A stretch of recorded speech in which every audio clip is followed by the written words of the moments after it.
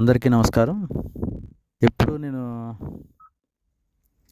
నేనెవరో మీకు తెలీదు. బట్ మన సమాజంలో నేనొక వ్యక్తిని. ఎప్పుడు మన సమాజం కోసం ఆలోచిస్తూ ఉంటాను. మన సమాజం అంటే చాలా ఇష్టం.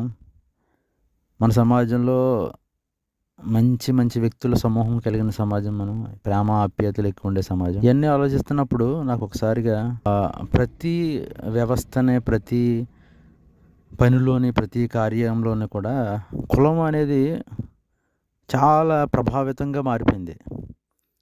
దాన్ని నెగెటివ్‌గా యూజ్ చేసేవాళ్ళున్నారు.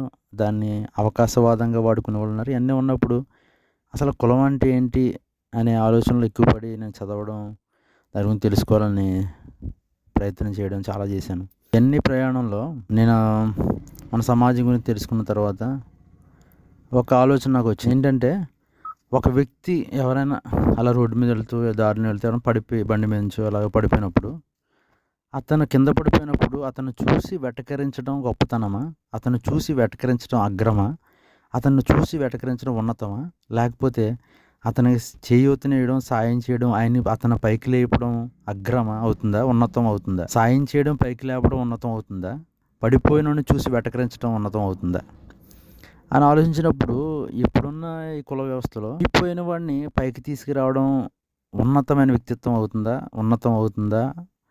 లేదా పడిపోయిన వాడిని నువ్వు ఇది, అది అని మనం మాట్లాడడం ఉన్నతం అవుతుందా అని ఎక్కువగా ఆలోచన కలిగింది నాకు.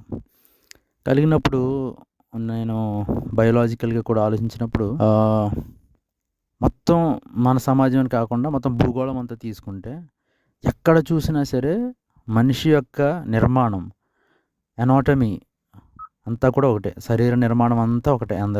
ఎవరు చూసినా సరే ఒకే రకమైన శరీర నిర్మాణాన్ని కలిగి ఉన్నాం మనం. బ్లడ్ గ్రూపులు ఇలాంటివి వేరే ఉండొచ్చేమో కానీ ఈ శరీర నిర్మాణం అంతా ఒకటే. మనుషులందరూ ఇంచుమించు కళ్ళు, ముక్కు, చెవులు సో ఇలాంటి శరీర నిర్మాణాన్ని కలిగి ఉంటారు. 2 కాళ్ళ మీద నడుస్తారు. కానీ పొద్దుకోవడం ఒకటే, పనులు చేయడం ఒకటే, ఆలోచన విధానం ఒకటే. అదే విధంగా ఆలోచించాలి పనులు చేయడంలో, ఏదైనా ఒక పని. సో ఇయన్నీ మనిషి ఇది వేరు, ఇది వేరు అని చెప్పడానికి లేకుండా పోయింది అసలు. కంపల్సరీగా ఫిజికల్ ఎనాటమీ అనేది మానవ నిర్మాణం అనేది అందరిది ఒకేలా ఉంది. ఒకవేళ రూపాల్లో తేడా ఉండొచ్చేమో కానీ, ఒక స్కిన్ కలర్‌లో తేడా ఉండొచ్చేమో కానీ, ఆ స్కిన్ లోపలికి వెళ్తే మానవ నిర్మాణం అంతా కంప్లీట్‌గా ఒకేలా ఉంది.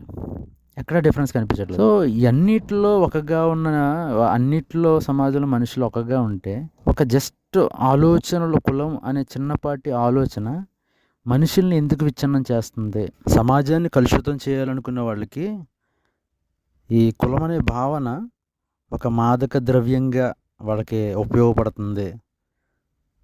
మనుషుల్ని కలుషితం చేసే విధంగా.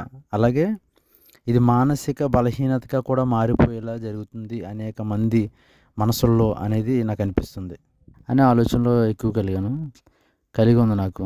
దీని మీద నేను ఇంకా ముందు చాలా మాట్లాడదలుచుకున్నాను.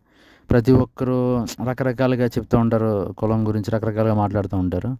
కానీ నేను మానవ నిర్మాణం ఇవన్నీ ఆలోచించినప్పుడు అందరి శరీర నిర్మాణం, నిర్మాణం ఒకేలా ఉంది. పొద్దున్నుంచి సాయంత్రం వరకు మన శరీర నిర్మాణం మెటబాలిజం అంతా జీవ ప్రక్రియ అంతా అలా జరుగుతూ ఉండాలి. మరి ఇదేంటి ఎక్కడ డిఫరెన్స్? ఎందుకు ఇంత డిఫరెన్సెస్ పెట్టేసుకుంటున్నారు?